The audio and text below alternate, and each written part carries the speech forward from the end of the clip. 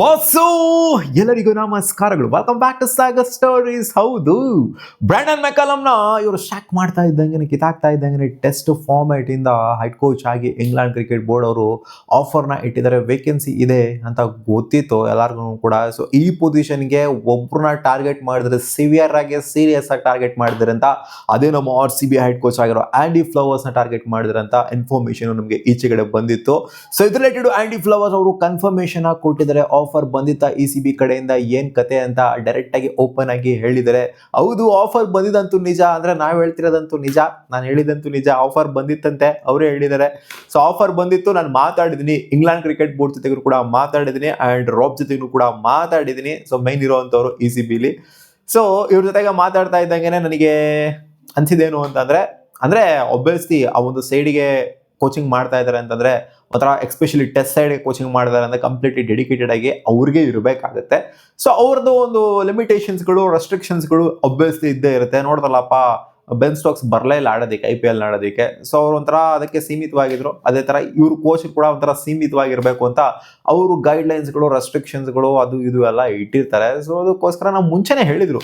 And conversation ಆಗಿರೋ related ಕೂಡ ನಮಗೆ ಗೊತ್ತಾಗಿತ್ತು. RCBಗೆ ನಾನು ಕೋಚಿಂಗ್ ಮಾಡೇ ಮಾಡ್ತೀನಿ ಅನ್ನೋ ಥರ ರಿಲೇಟೆಡ್ ಕಾನ್ವರ್ಸೇಷನು ಆಗಿತ್ತು ಅನ್ನೋ ಥರ ಅಪ್ಡೇಟ್ ಬಂದಿತ್ತು. ಸೊ ಇವಾಗ ಬರ್ತಿರೋ ಅಪ್ಡೇಟ್ ಏನು ಅಂತ ಅಂದ್ರೆ, ಹೌದು ಆಫರ್ ಬಂದಿದ್ದಂತೂ ನಿಜ, ನಾನು ECB ಜೊತೆಗೆ ಮಾತಾಡಿದ್ದೀನಿ. ಸೊ ಚರ್ಚೆ ಅಂತೂ ಆಯಿತು. ಸೊ ನಾನು ಬಾಟಮ್ ಲೈನ್ ಏನು ಅಂತಂದ್ರೆ, ಇದರ ಬಾಟಮ್ ಲೈನ್ ಏನು ಅಂತಂದ್ರೆ, ನಾನು ಇವಾಗ ಏನು ಮಾಡ್ತಿದ್ದೀನೋ ಅದ್ರಲ್ಲಿ ನಾನು ಖುಷಿ ಆಗಿದ್ದೀನಿ. ನಾನು ಇದರಿಂದ ಈಚೆ ಬಂದಿದ್ದೀನಿ.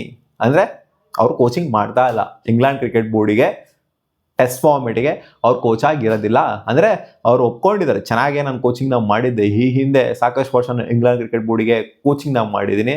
ಅಂಡ್ ಆ ವರ್ಷಗಳು ಸಖತ್ತಾಗೇನೆ ಆಗಿತ್ತು, ಚೆನ್ನಾಗೇನೆ ಕಾಣಿಸ್ಕೊಂಡಿತ್ತು ಇಂಗ್ಲೆಂಡ್ ಟೀಮು. ಸೊ ಅದ್ರಲ್ಲಿ ನನಗೆ ಖುಷಿ ಇದೆ, ಆತ್ಮತೃಪ್ತಿ ಅನ್ನೋದಿದೆ. ಬಟ್ ಈ ಸಲ ಮಾಡೋದಕ್ಕೆ ಆಗೋದಿಲ್ಲ. ಯಾಕಂದ್ರೆ ನಾನು ಮಾಡ್ತಿರೋದ್ರಲ್ಲಿ ಇವಾಗ ಏನು ಮಾಡ್ತಾ ಇದ್ದೀನಿ ಅದ್ರಲ್ಲಿ ಖುಷಿ ಆಗಿದ್ದೀನಿ. ಅಂದ್ರೆ RCBಗೆ ಕೋಚಿಂಗ್ ನಾವು ಮಾಡ್ತಿದ್ರು, ಅದರಲ್ಲಿ ಖುಷಿ ಆಗಿದ್ದಾರೆ. ಜೊತೆಗೆ ಲಂಡನ್ ಸ್ಪಿರಿಟ್ಸ್ಗೂ ಕೂಡ ಅವ್ರು ಕೋಚಿಂಗ್ ನಾವು ಮಾಡಿದ್ರೆ, ಸೊ ಇದರಲ್ಲಿ ಖುಷಿ ಆಗಿದ್ದಾರೆ. ಸೊ ಇಂಟಿಗ್ರಲ್ ಪಾರ್ಟಲ್ಲೇ ಬರುತ್ತೆ ಅಂತ ಅನ್ಕೊಳ್ಳಿ, RCB ಇಂಟಿಗ್ರಲ್ ಪಾರ್ಟಲ್ಲೇ ಬರುತ್ತೆ ಅಂತ ಅನ್ಕೊಳ್ಳಿ. ಕಡೆ ಲಂಡನ್ ಸ್ಪಿರಿಟ್ಸ್ ಕೂಡ ಒಂದು ರೇಂಜಿಗೆ ಹಂಗೇನೆ ಬರುತ್ತೆ ಅಂತ ಅನ್ಕೊಳ್ಳಿ. ಸೊ ಆದ್ರಿಂದ RCBಗೆ ಡೆಡಿಕೇಟೆಡ್ ಆಗಿದ್ದೀನಿ, ನಾನು RCBಗೆ ಇರ್ತೀನಿ. ಆಬ್ವಿಯಸ್ಲಿ ಇವರು ಒಂದು ಟೆಸ್ಟ್ ಸೈಡ್ಗೆ ಕೋಚಿಂಗ್ ಮಾಡ್ತಿದ್ದಾರೆ ಅಂತಂದ್ರೆ, ಅವ್ರು ಎಲ್ಲ ಕಡೆ ಹೋಗ್ಬಿಟ್ಟು IPL ಕೋಚಿಂಗ್ ಮಾಡೋದಕ್ಕೆ ಮತ್ತೆ ಅದು ಇದು ಲೀಗ್ಗಳಿಗೆ ಕೋಚಿಂಗ್ ಮಾಡೋದಕ್ಕೆ ಆಗೋದಿಲ್ಲ. ಸೊ ಲಿಮಿಟೇಷನ್ಸ್ಗಳು, ಗೈಡ್ಲೈನ್ಸ್ಗಳು ಅದು ಇದು ಎಲ್ಲ ಇರುತ್ತೆ, ರೆಸ್ಟ್ರಿಕ್ಷನ್ಸ್ಗಳು ಇರುತ್ತೆ. ECB ಇಂದಾನಾಗಿರ್ಲಿ, ಯಾರಿಗಾರು ಆಗಿರಲಿ, ಇವರು ಒಬ್ರು ಒಂದು ಕಂಟ್ರಿ ಕೋಚಿಂಗ್ ಮಾಡ್ತಾರೆ ಅಂದ್ರೆ, ಒಂದು ಇಂಟರ್ನ್ಯಾಷನಲ್ ಟೀಮ್ಗೆ ಕೋಚಿಂಗ್ ಮಾಡ್ತಾರೆ ಅಂದ್ರೆ ಅವ್ರಿಗೆ ಇರಬೇಕಾಗಿರೋ ರೆಸ್ಪಾನ್ಸಿಬಿಲಿಟಿನೇ ಬೇರೆ ಇರುತ್ತೆ. ಫ್ರಾಂಚೈಸ್ ಕ್ರಿಕೆಟ್ಗೆ ಕೋಚಿಂಗ್ ಮಾಡ್ದಂಗಲ್ಲ ಇಂಟರ್ನ್ಯಾಷನಲ್ ಸೈಡ್ಗೆ ಕೋಚಿಂಗ್ ಮಾಡೋದು. ಸಿಕ್ಕಾಪಟ್ಟೆ ಗೈಡ್ಲೈನ್ಸ್ಗಳು, ರೆಸ್ಟ್ರಿಕ್ಷನ್ಸ್ ಅನ್ನೋದು ಇರುತ್ತೆ. ನೀವು ಅವ್ರಿಗೆ ಕೋಚಿಂಗ್ ಮಾಡಬಾರ್ದು, ಇವ್ರಿಗೆ ಕೋಚಿಂಗ್ ಮಾಡಬಾರ್ದು ಅನ್ನೋದಂತೂ ಖಂಡಿತ ಒಬ್ವಿಯಸ್ಲಿ ಇದ್ದೇ ಇರುತ್ತೆ. ಸೊ ನಿಮಗೆ ಗೊತ್ತಿರೋ ಹಾಗೇನೆ ನಮ್ಮ RCB ಮೈನ್ ಫೋಕಸ್ ಇಟ್ಕೊಂಡಿರೋದು ಇಂಗ್ಲೆಂಡ್ ಪ್ಲೇಯರ್ಸ್ಗಳ ಮೇಲೆ. ಲಾಸ್ಟ್ 2 ಸೀಸನ್ನಿಂದ ನಮಗೆ ಮೆಜಾರಿಟಿ ಆಫ್ ದ ಪ್ಲೇಯರ್ಸ್ಗಳು ಬಂದಿರೋದು ಇಂಗ್ಲೆಂಡ್ ಕಡೆಯಿಂದಾನೆ. ಆ್ಯಂಡ್ ಇಂಗ್ಲೆಂಡ್ ಬಗ್ಗೆ ಸಿಕ್ಕಾಪಟ್ಟೆ ತಿಳ್ಕೊಂಡಿದ್ರೆ Andy Flowers. So Andy Flower ಇವಾಗ ಕನ್ಫರ್ಮ್ ಮಾಡಿದ್ರೆ, ಅಂದರೆ ಅವ್ರೇನು ಲಾಯಲ್ಟಿ ಬಗ್ಗೆ ಅದು ಇದು ಅಂತಾರಲ್ಲ, ನಾನು RCBಗೆ ಲಾಯಲ್ ಆಗಿದ್ದೀನಿ, ಹಂಗಿದ್ದೀನಿ ಹಿಂಗಿದ್ದೀನಿ ಅಂತೆಲ್ಲ ಏನು ಮೆನ್ಷನ್ ಮಾಡಿಲ್ಲ. ಅವ್ರು ಮೆನ್ಷನ್ ಮಾಡಿರೋ ನಮಗೆ ಗೊತ್ತಾಗ್ತಿದೆ, ಲಾಯಲ್ಟಿ ಸ್ಪೀಕ್ ಮಾಡ್ತಾ ಇದೆ, ಎತ್ತೆತ್ತಿ ತೋರಿಸ್ತಾ ಇದೆ ಅಂತ. ಕನ್ಫರ್ಮೇಶನ್ ಬಂದಿದ್ದಾಗಿದೆ, RCBನ ಬಿಡೋದಕ್ಕೆ ರೆಡಿ ಇಲ್ಲ, ಜಸ್ಟ್ ECB ಕೋಚಿಂಗ್ ನಾವು ಮಾಡೋದಕ್ಕೆ ಆಂಡಿ ಫ್ಲವರ್ ಅವರು. ಸೊ ಇದು ತೋರಿಸ್ತಾ ಇದೆ, ಅದು ಹೇಳೋದಲ್ಲ, ಲಾಯಲ್ಟಿ ತೋರಿಸ್ತಾ ಇದೆ. ಆ್ಯಂಡ್ RCBಗೆ ಡೆಡಿಕೇಟೆಡ್ ಆಗಿರಬೇಕು ನಾನು ಅನ್ನೋದು ತೋರಿಸ್ತಾ ಇದೆ. ಜೊತೆಗೆ ಲಂಡನ್ ಸ್ಪಿರಿಟ್ಸ್ಗೂ ಕೂಡ ಡೆಡಿಕೇಟೆಡ್ ಆಗಿರಬೇಕು ಅನ್ನೋದು ತೋರಿಸ್ತಾ ಇದೆ. ಮೈನು ಆಬ್ವಿಯಸ್ಲಿ RCBನೇ ಇರುತ್ತೆ. RCBನ ಬಿಡೋದಕ್ಕೆ ಆಂಡಿ ಫ್ಲವರು ಯಾವುದೇ ಇಂಟರ್ನ್ಯಾಷನಲ್ ಟೀಮ್ ಬಂದರೂ ಕೂಡ ರೆಡಿ ಇಲ್ಲ. ಫ್ರಾಂಚೈಸ್ ಕ್ರಿಕೆಟ್ನ RCBನ ಬಿಡೋದಕ್ಕೆ ರೆಡಿ ಇಲ್ಲ. ಸೊ ಇದು ಲಾಯಲ್ಟಿನ ಅಂತನಾದ್ರು ಕರಿಬೋದು, ಅಥವಾ ಅವ್ರ ಇಷ್ಟನ ಅಂತನಾದ್ರು ಕರಿಬೋದು, ಅಥವಾ ಅವರಿಗೆ ಇಂಟ್ರೆಸ್ಟ್ ಇಲ್ಲ ಅಂತಲೂ ಕೂಡ ಕರಿಬೋದು. ECBಗೆ ಇಂಟ್ರೆಸ್ಟ್ ಇಲ್ಲ ಅಂತಲೂ ಕೂಡ ಕರಿಬೋದು. ಬಟ್ ಅವ್ರು ಹೇಳಿದ್ದಾರೆ, ECB ಅಂದರೆ ನಾನು ಮಾಡಿರೋದು ಎಷ್ಟು ವರ್ಷ ಮಾಡೋದು, ಆಲ್ಮೋಸ್ಟ್ ಒಂದು 5-6 ವರ್ಷ ಕೋಚಿಂಗ್ ಮಾಡಿದ್ದೀನಿ, ಅದು ಸಿಕ್ಕಾಪಟ್ಟೆ ಸಾಧಿಸಿದ್ದೀನಿ. ಆ್ಯಂಡ್ ಚೆನ್ನಾಗೂ ಕೂಡ ನೋಡ್ಕೊಂಡ್ರು ನನ್ನ.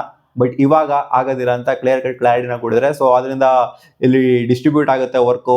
ನಾವು ಅನ್ಕೊಂಡಿದ್ವಲ್ಲ ECBಗೂ ಹೋಗ್ತಾರೆ ಆ್ಯಂಡ್ RCBಗೂ ಕೂಡ ಇರ್ತಾರೆ ಅನ್ನೋದೆಲ್ಲ ನಾವೇನು ಅನ್ಕೊಂಡಿದ್ವಿ, ಅದೆಲ್ಲ ಎಲ್ಲ ಡೆಡಿಕೇಟೆಡ್ ಆಗಿ ಬರೀ RCBಗೆ ಮಾತ್ರ ಇರ್ತಾರೆ. ಆ್ಯಂಡ್ ಬರ್ತಾ ಇದ್ದಂಗೆ ನಮ್ಮ ಡೈನಮಿಕ್ಸ್ ಚೇಂಜ್ ಆಗೋಗ್ಬಿಡ್ತು. ಆ್ಯಂಡ್ ಬಂದಂಥ ಅಪ್ಡೇಟ್ ಏನು ಅಂತಂದ್ರೆ, 2 ವರ್ಷಕ್ಕೆ ಲಾಕಿನ್ ಮಾಡ್ಕೊಂಡಿದ್ದಾರೆ ನಮ್ಮ RCB ಅವರು ಕೂಡ ಅಂತ. 2028 ಕೂಡ ಎಲ್ಲೂ ಹೋಗಂಗಿಲ್ಲ ನೀವು ಅಂತ ಲಾಕಿನ್ ಮಾಡ್ಕೊಂಡ್ಬಿಡಿದ್ರೆ, 2 ವರ್ಷ ಅಲ್ಲ 5 ವರ್ಷ ಲಾಕಿನ್ ಮಾಡ್ಕೊಂಡ್ಬಿಡ್ಬೇಕು. ಯಾಕಂದ್ರೆ ಯಾರು ಮಾಡದಿರೋಂಥ ಸಾಧನೆನ ನಾವು ಆಂಡಿ ಫ್ಲವರ್ಸ್ ಅವರ ಪೀರಿಯಡಲ್ಲಿ ಮಾಡ್ಬಿಡಿದ್ವಿ ನಾವು.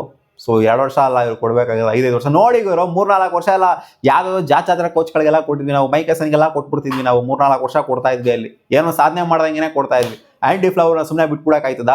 ಅಟ್ಲೀಸ್ಟ್ 5 ವರ್ಷ ಕೊಡಲೇಬೇಕು ಅವ್ರಿಗೆ.